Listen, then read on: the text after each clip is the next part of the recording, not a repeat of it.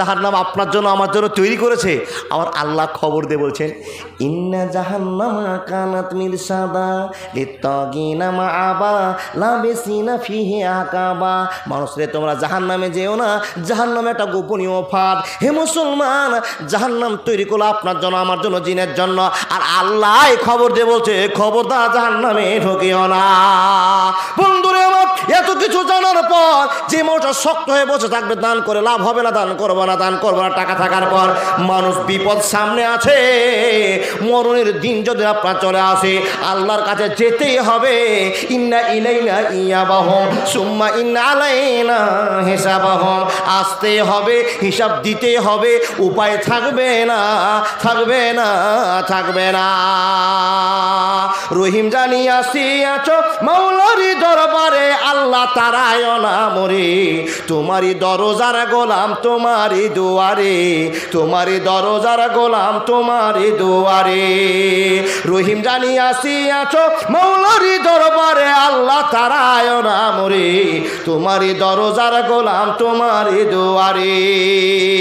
আসিবার কথা ছিল নেকি নিয়া বোঝা, ভাগ্য দোষে আসতে হলো নিয়া গুনার বোঝা।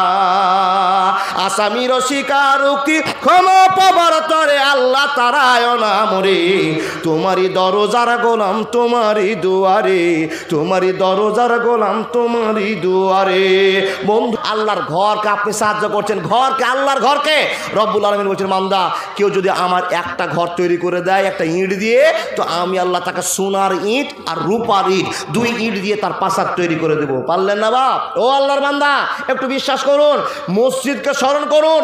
যেই মসজিদে গিয়ে আল্লাহকে পাওয়া যায়, একবার সিজদা দিবেন, আল্লাহর পায়ে হাত দিয়ে সিজদা দিলেন, আল্লাহ আমাকে ক্ষমা করে দাও, আল্লাহ তুমি বড়, আল্লাহ তুমি বড়, সুবহানাকা আল্লাহুম্মা রাব্বানা ওয়া বিহামদিকা আল্লাহুম্মা আগফিরলি। এই ছেলেরা, এই বাবু রে, এই বস বস। আমার মা বোনদের কাছে বলবো, কোন মা এত কষ্টের ভিতর দিয়ে একটা নাকের ফুল খুলে দিয়ে আল্লাহ তোমার মসজিদকে সাহায্য করেছে, তুমি কবুল করে নাও। রব্বুল আলামিন ইহদিনা সিরাতাল মুস্তাকিম, পথ দাও, জীবনটা ধন্য করে দাও আল্লাহ, জীবনের পথ তুমি উন্নত করে দাও। আল্লাহুম্মা সাল্লি আলাইহি, আল্লাহুম্মা বারিক আলাইহি। এই 2000 টাকাকে আপনি তমুলে খরচা করে শেষ করে দেবেন। 250 করে মাছ নেবেন, 100 করে আপনি লঙ্কা নেবেন, এই করতে করতে সব টাকা শেষ হয়ে যাবে।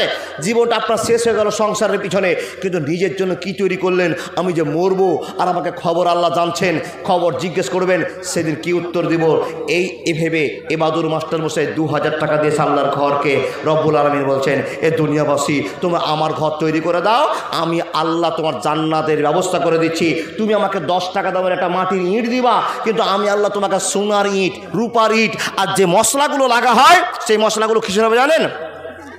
সে মশলাগুলো হবে কুস্তুরির। বাবা, আল্লাহর নবী মুহাম্মদুর রাসূলুল্লাহ পড়ুন সাল্লাল্লাহু আলাইহি সাল্লাম বলছেন, বান্দা একটা ইট যদি তুমি আল্লাহর নামে দিয়ে দাও, তো আল্লাহ তোমার জন্য এত বড় ঘর প্রাসাদ তৈরি করে দেবে, সবই সোনা, সবই মতি, সবই হীরা।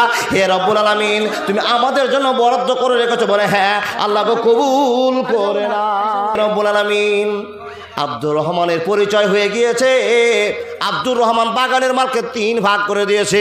রব্বুল আলামিন দুখুর মেয়ে তোমার বান্দি আল্লাহ তোমাকে কতটা ভয় করেছে। আল্লাহ তোমার বান্দি 4খানা পলা দিয়েছে, 300 টাকা দিয়েছে, 3 মাস ধরে 4 মাস ধরে কেঁদাটা বুনিয়েছে। আল্লাহ সব মাদ্রাসায় দিয়েছে, মসজিদে দিয়েছে।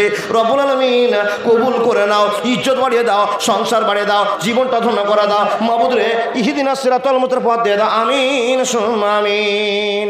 আল্লাহর ঘর আপনি তৈরি করেছেন। মাবুদ বলছেন, বান্দা আমার ঘর যদি কেউ বানিয়ে দেয়, তৈরি করে দেয়, আমি আল্লাহ তার জন্য জান্নাতে ঘর তৈরি করছি। আল্লাহকে যদি জিজ্ঞেস করেন, আল্লাহ আমার ঘরটা কি দিয়ে তৈরি করবা?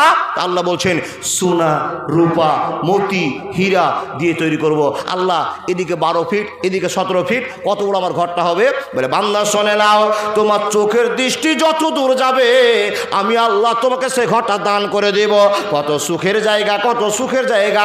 হাদিসে নবী মুহাম্মদ বলতে আরম্ভ করেছেন। আনাস রাদিয়াল্লাহু তাআলা আনহু বর্ণনা করেন, হে পৃথিবীর মুসলমান, জান্নাতে যদি একবার চলে যাও, জান্নাতের দাম কত তুমি একবার শুনবে, যে জান্নাতে তোমার মতো মানুষটা যাবে। হে মুসলমান, প্রশ্ন করবেন, ভাই জান্নাতের দাম কত আছে? বন্ধুরা আমার, একটা ধনুকের জায়গা সমান। ধনুক বুঝেন না? ধনুক বুঝেন তো? তীর ছাড়ে না, তীর বুঝেন তো? ওই ধনুকটাকে জান্নাতের মাটিতে ফেলে দেওয়া হবে। আর জান্নাতের মাটিতে ফেলে দিলে যতটা জায়গা তার বাউন্ডারি ঘষবে, ওই জায়গাটাকে যদি কেটে দুনিয়াতে ফেলে দেন আর দুনিয়ার জন্য কিনতে শুরু করেন, বিশ্বনবী নবী মুহাম্মদ রাসূলুল্লাহ পড়ুন সাল্লাল্লাহু আলাইহি ওয়াসাল্লাম বলছেন, ওই ধনুকের জায়গাটার এত মূল্য, গোটা পৃথিবীতে সোনা দানা হীরা মণি মুক্তা বাড়ি ঘর প্রাসাদ যা আছে সব যদি বিক্রি করে দাও, জান্নাতের একটা ধনুকের জায়গার দাম হবে না। এবার সেই ঘরকে আপনি সাহায্য করছেন, আর রব্বুল আলামিন বলছেন 1 টাকা যদি কেউ দেয় তো আমি আল্লাহ তাকে 10 টাকা ফিরিয়ে দিই। শুধু তাই নয়, তার দানটাকে বাড়াতে বাড়াতে বাড়াতে বাড়াতে জান্নাতের লেভেলে পৌঁছে দিই।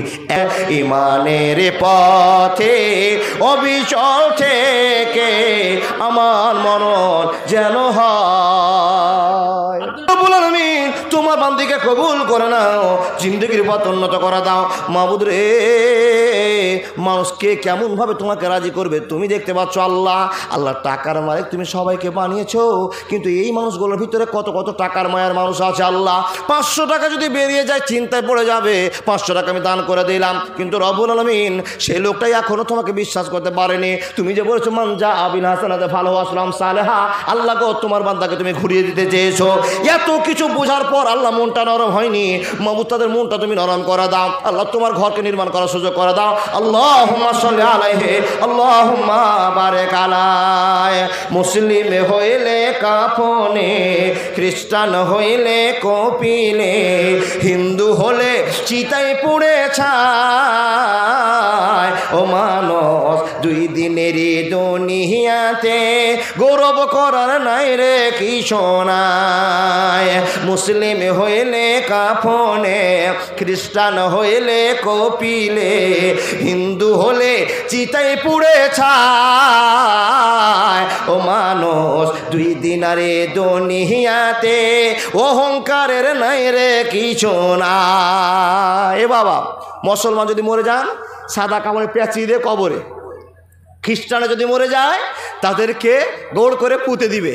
এ বাবা, হিন্দু যদি মরে যায় ঠিক করে চিতায় সাজিয়ে গিয়ে 1 টাকা দেশলাই দিয়ে আগুন লাগিয়ে দিবে, জীবনও শেষ।